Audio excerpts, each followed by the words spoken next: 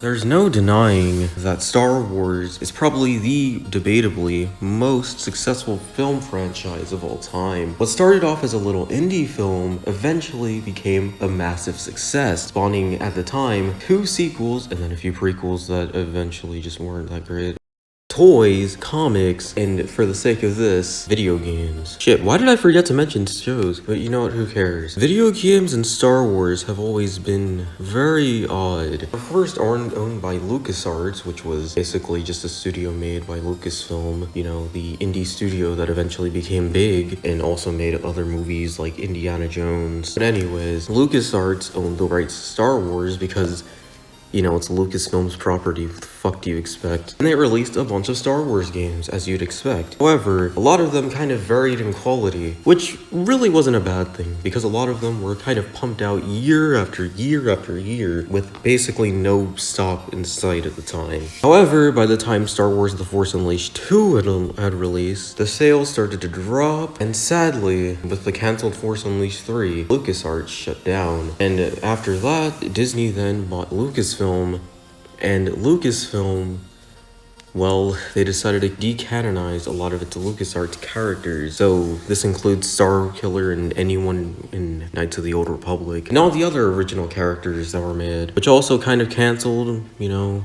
Star Wars 1313, which wasn't even really gonna be, it wasn't really gonna have LucasArts' involvement in it that much. But anyways, point being, then after Disney bought Lucasfilm in 2012, then EA decided to just buy the video game rights to Star Wars because LucasArts didn't have them anymore, which made sense, but at the same time, people were kind of split on this, considering that at that point when they had bought them, EA was already under controversy, whether it was things like Mass Effect 3 being a complete disappointment, or whether it was the fact that Battlefield 4 had one of the shittiest video game launches of all time. EA was not trusted until they released their first trailer unveiling a new Battlefront under their Frostbite engine, which was of course used for games like Mirror's Edge and Battlefield and a bunch of others. However, people were still skeptical because, you know, EA. But then they started showing off more and more and people started to get hyped. However,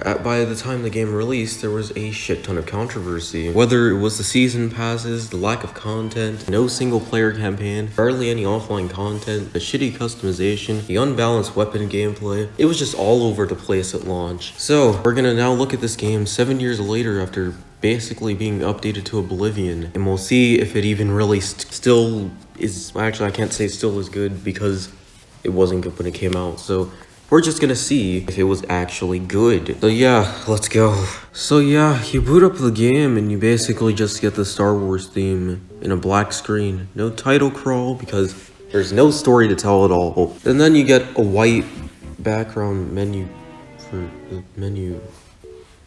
Like, what the fuck? You know, I'm out. Just cancel this shit, please, no. Yeah, there's no other way to describe this background screen for the menu other than a complete shit. God, it's so fucking generic. Like, people say that Call of Duty's generic as fuck too, but at the same time, it's better than this shit. I know it's really weird to harp over a menu screen, but at the same time, it kind of just sets the tone for the entire experience of this fucking game. Like, the only thing good about this menu screen is, like, some of the stuff going on in the background. It's nice to see things fly, but it's still just a fucking white background. We're not even playing the game yet, and I'm already fucking bored. Oh yeah, speaking of gameplay, that's a game, but first we're actually gonna talk about the graphics when we load in. So yeah, at this point we're now in the game, and wow, the cinematics look cool. I wonder if there's a campaign. Oh shit, wait, there isn't. But in all seriousness though, the graphics look pretty good, to be honest. That's like the best part of this entire game. The visuals. They look so good. Why wasn't there a story mode for this shit? On the subject of story modes, none of that shit exists in this game. Now I'm of the belief that you can actually have a game without a story mode. I mean, look at the first few Battlefield games for Battlefield 2 Modern Combat. Those games were clearly designed to be multiplayer-focused games. The best parts about Battlefront is the fact that it had a single and a multiplayer game mode. Honestly, the fact that it doesn't have even a shred of good offline content is kind of disheartening here. Because unlike Battlefield, Battlefront was about single player campaign, but that's not the only single player content or content in this game that they don't have. But I digress. Let's actually get to the gameplay, not the theoretical bullshit. The gameplay is in the offline modes. It's definitely gameplay. Okay, let's actually get the basics out of the way. Alright, so basically, the game controls fine, which I'm fine with in a shooter. The problem is, it's not really challenging, and you don't really care that much, and it's also really fucking boring in these offline modes. Well, except for this speeder chase thing. The problem is, that's one mission, and it sucks balls. But anyways, yeah, it's like, it's definitely a thing that exists. I remember when this game came out, my brother played the shit out of this a lot, which I didn't see why. My brother doesn't really like video games, so I guess that's why. Like, if you don't like certain things, you'll just think every single whatever is good unless you're like me and you actually spend time. However, this game mode is still fucking boring. All you do is literally just fight 10 enemies or 15, I don't give a shit. And then an AT-AT might appear like later, but you just don't care enough because the build up to it was so underwhelming. You fight the same stormtroopers, except one will be one shot and the other one will be 3 shot. And it doesn't matter because you have like 3 lives to begin with and can get up to like, I think 8. So basically it's completely inconsequential. You also barely have to play these modes, so what's the point other than maybe achievement hunting if you're into that shit? But yeah, a lot of these offline modes are really slow and boring. And I haven't even touched the surface, okay? Let's look at these hero battles or whatever. It's so fucking terrible. Alright, so you basically just collect these tokens, and it's basically just kill confirmed from Call of Duty. Except, it's not fun. You just kill an enemy and collect their tokens, and it's so fucking easy. Like, that's it. There's no real depth to it, and the entire offline of this entire game feels like a complete afterthought. There were moments in these missions where I genuinely just wanted to stop playing, and it wasn't even towards the end either. It was like when the game already began. Like, I had fun for like 5 seconds. Now can I go home now, please? Jesus fucking Christ.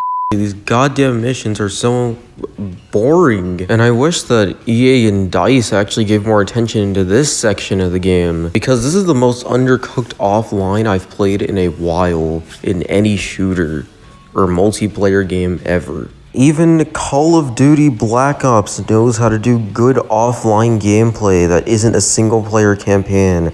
If you're not gonna make a campaign, at least still put some care into the offline single player. I don't even know if it's bad because I've literally been bitching about this entire offline single player shit for like what, 3 to 5 minutes, and I feel like I'm getting nowhere with it. It just feels like EA and DICE were just like, just put it in offline because people are going to be playing this shit on console. They probably won't have Xbox Live or PSN. However, the real question here is the multiplayer even any good?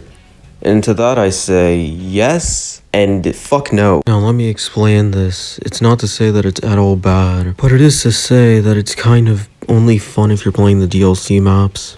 Because every single other map, well, from the base game, is really boring. And there's not really much to describe about the multiplayer. I mean, the flight controls are bad, but that's all I really have to say. The shooting is whatever. However, the only real issue I have was with the whole Imperial side being stronger than the Rebel side, because my canon, my continuity, because they felt like, oh, well, technically, canonically, it's a little bit more like the Imperial side will actually win more than the Rebel side. And it gives the Imperial side an unfair advantage and an unfair victory over the Rebel side, like 75% of the time. And when people played this game back in 2015 or so, they actually rage quit when they were chosen as a Rebel, which made it harder to find games because there were less people. And it's really infuriating because you get stuck with a Rebel and you're instantly screwed unless your teammates are somehow skilled enough, or maybe if your opponents are just garbage at the game. It makes the matches feel more like a game of luck than a game of skill. But away from that aspect of the game, how's the map design? Yeah, it's certainly map design. It's not really well made. I mean, the base game literally has the same few maps. The DLC maps are nice though, I guess. And I mean, it feels like they forgot what level design is. Like they just think that it's just having good graphics, but it's far more than that. It's really hard to explain the layout because it's so nothing.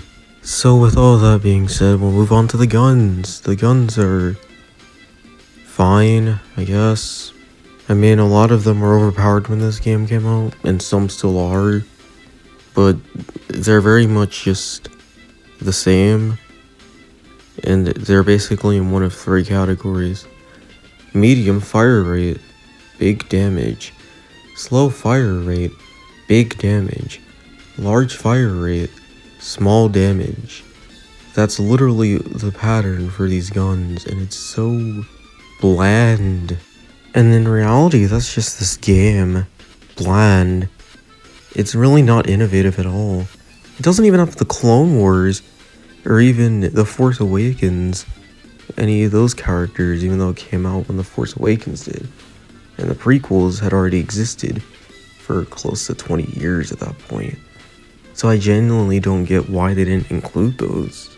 Star Wars Battlefront 2015 is a game that really wants to be a homage, but in reality it feels more like an insult. After years at this point, basically a whole decade of waiting for another Battlefront game, we get this garbage that doesn't even feel like Battlefront, other than name. It strips away ideas, it ruins old ideas, and overall, it's just completely ruined by bad corporate decisions, such as arbitrary season passes, which was kind of a trend during this time. Along with the fact that it literally has no content that's offline at all, besides like 3 different modes on like 10 maps that look the exact same. While it does look really visually pretty and has okay, I guess, voice acting and a few homages to previous Star Wars movies and games, it still feels completely mediocre, meddling, and lackluster. So yeah, 5 out of 10 I guess. What do we have next?